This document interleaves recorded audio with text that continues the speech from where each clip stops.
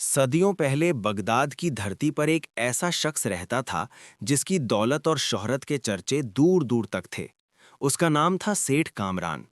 उसके कारवां रेशम, मसालों और कीमती पत्थरों से लदे हुए शाम, मिस्र और हिंद तक जाया करते थे। ऊंची दीवारों वाली हवेली, संगमरमर के फर्श, सोने से जड़े दरवाजे और दर्जनों नौकर, सब कुछ उसके पास था।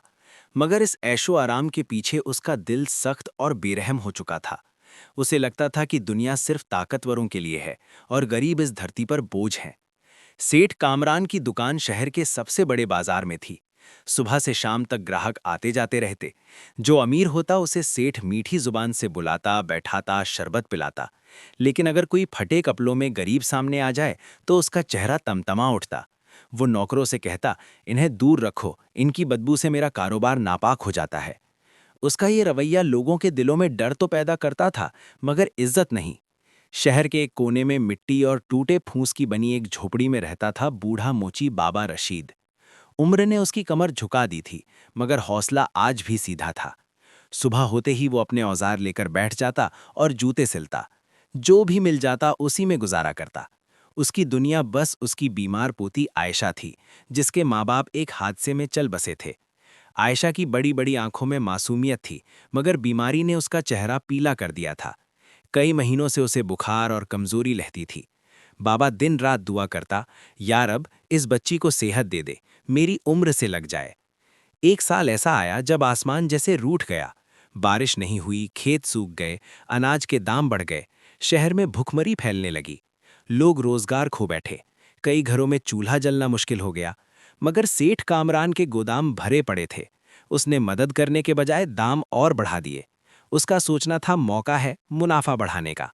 लोग मजबूरी में उसके पास जाते और ऊंचे दाम देकर थोड़ा सा अनाज ले आते। इन्हीं दिनों अल्लाह के एक नेक बंदे हजरत सालेह लोगों की नीयत आजमाने के लिए फकीर का भेष धरकर शहर में आए।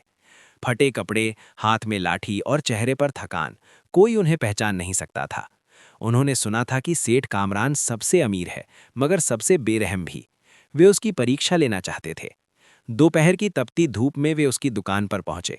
दुकान ठंडी थी, इत्र की खुशबू फैली हुई थी। सेठ मखमरी गद्दी पर बैठा हिसाब देख रहा था। हजरत सालेह ने आदब से कहा, बेटा, अल्लाह के नाम पर एक प्याला पानी और थोड़ा सा खाना दे दो, 3 दिन से कुछ नहीं खाया। सेठ ने ऊपर से नीचे तक देखा, नाक सिकोड़ ली और बोला, ये जगह फकीरों के लिए नहीं है, यहाँ से दफा हो जाओ। हजरत सालेह ने नरमी से कहा, दौलत हमेशा साथ नहीं रहती, मगर किसी भूखे को खिलाने का सवाब हमेशा रहता है। ये सुनकर सेठ का घमंड भड़क उठा। उसने नौकर को बुलाया और एक सुंदर थैली मंगवाई। फिर उसमें कूड़ा, राख और मरे कीड़े भरवाकर फकीर के हाथ में थमा दी। लो, ये तुम्हारे लिए खास तोहफा है, कहीं जाकर खोलना। हजरत साले ने थैली ली, उसकी आंखों में देखा और बस इतना कहा, अल्लाह तेरी नीयत का फल तुझे दिखाए, और चुपचाप चले गए। दुकान में ठहाके गूंज उठे। हजरत साले शहर की गलियों से गुजरते हुए बाबा रशीद की झोपड़ी तक पहुंचे। बाबा उन्हें देखकर खड़े हो गए। बोले, आइए बाबा, अंदर आइए, बाहर बहुत धूप है।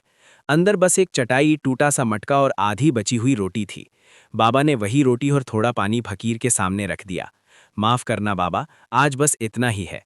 हजरत सालेह ने पूछा, अगर मैं ये खा लूं तो तुम और बच्ची? बाबा मुस्कुरा दिए, अल्लाह बड़ा है, कुछ न कुछ कर देगा। फकीर की आंखें भर आईं। उन्होंने खाना खाया और जाते वक्त वही थैली बाबा को देते हुए कहा, इसे रख लो, अल्लाह बेहतर जानता है। जैसे ही बाबा ने थैली खोली उसकी आंखें चौंधिया गईं। वो हीरों और सोने से भरी थी। झोपड़ी में रोशनी फैल गई। बाबा कांपते हाथों से बैठ गया और सजदे में गिर पड़ा। या अल्लाह, ये तूने कैसी आजमाइश दी है। उसने फैसला किया कि इस दौलत को अपनी नहीं, अमानत समझेगा और इसे नेक कामों में लगाएगा। आयशा के इलाज, गरीबों की मदद और भूखों को खाना खिलाने में। उधर सेठ कामरान की हवेली में कोहराम मच गया। उसकी तिजोरियों का सोना राख बन चुका था। कीड़े रेंग रहे थे। नौकर घबराकर भाग रहे थे। खुद सेठ के जिस्म पर जलते हुए काले दाग उभर आए थे, जैसे किसी ने आग से दाग दिया हो। वो दर्द से चीखता, हकीम बुलवाता, मगर कोई दवा असर नहीं कर रही थी। सेठ को पता चला कि बाबा रशीद के पास अचानक बहुत दौलत आ गई है। उसका दिल और जल उठा। जरूर उसी फकीर ने मेरा सोना उसे दे दिया है।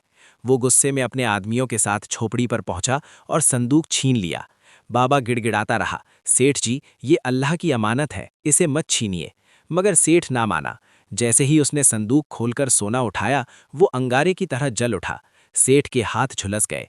दर्द से वो चीख पड़ा और सोना जमीन पर गिरा दिया। मगर जब बाबा ने वही सोना उठाया तो वो ठंडा और चमकदार रहा। ये देखकर सेठ पर खौफ तारी हो गया। वो समझ गया कि ये कोई आम मामला नहीं है।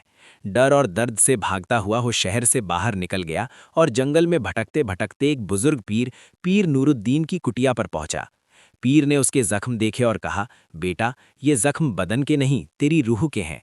इनका इलाज तौबा और मेहनत से होगा। सेठ रो पड़ा, मुझे बचा लो, मैं सब छोड़ने को तैयार हूं। पीर ने कहा, जंगल के पार एक सूखी बस्ती है, वहां एक पुराना कुआं है। जब तक अपने हाथों से उसे खोदकर पानी नहीं निकाल लेता, तुझे शिफा नहीं मिलेगी। मजबूरी में सेठ ने ये सजा कबूल की। वो उस बस्ती में पहुंचा और अकेले कुआं खोदने लगा। धूप, भूख और प्यास से हालत खराब हो जाती। नरम हाथों में छाले पड़ गए, खून निकल आया। मगर हर वार के साथ उसके दिल का घमंड टूटता गया। वो रो रो कर दुआ करता, या अल्लाह, मुझे माफ कर दे। हफ्तों की मेहनत के बाद एक दिन जब फावड़ा जमीन पर पड़ा तो अचानक ठंडा मीठा पानी फूट पड़ा। उसी पल सेठ के बदन के दाग भरने लगे, दर्द खत्म होने लगा और दिल में अजीब सा सुकून उतर आया। वो सजदे में गिर पड़ा, या रब, तूने मुझे तोड़कर जोड़ दिया। ठीक होकर वो शहर लौटा। सबसे पहले बाबा रशीद की झोपड़ी पर गया। बूढ़े बाबा उसे देखकर डर गए, मगर सेठ उनके पैरों में गिर पड़ा। बाबा, मुझे माफ कर दो, मैंने घमंड में आकर तुम्हें दुख दिया। आज मैं सब छोड़ने आया हूँ। उसने अपनी सारी जायदाद के कागज बाबा के हाथ में रख दिए और कहा, इसे गरीबों, यतीमों और बीमारों में लगा दो, मुझे बस दुआ चाहिए। बाबा की आंखों से आंसू बहने लगे। अल्लाह तुझे माफ करे बेटा। सेठ कामरान ने अपनी हवेली छोड़ दी, नौकर विदा कर दिए और खुद सादा कपड़े पहनकर रहने लगा। उसकी दुकान, जहां कभी घमंड और लालच था, अब लंगर बन गई, जहां हर भूखे को खाना मिलता। लोग उसे अब सेठ नहीं, बाबा कामरान कहने लगे। आयशा का इलाज अच्छे हकीम से हुआ और वो धीरे धीरे ठीक होने लगी। जब वो हंसती तो बाबा रशीद और बाबा कामरान की आंखें भर आतीं। दोनों मिलकर गरीबों की सेवा करते और लोगों को यही समझाते, दौलत हाथ में हो तो नेमत है, दिल में हो तो आफत है। बगदाद में ये कहानी मशहूर हो गई कि कैसे एक बेरहम अमीर इंसानियत सीखकर खुद फकीर बन गया। लोग अपने बच्चों को ये किस्सा सुनाते ताकि वे समझें कि असली अमीरी दिल की होती है। और बाबा कामरान हर दिन लंगर में खड़े होकर यही कहता, नीयत साफ हो तो मिट्टी भी सोना बन जाती है और नीयत गंदी हो तो सोना भी राख बन जाता है।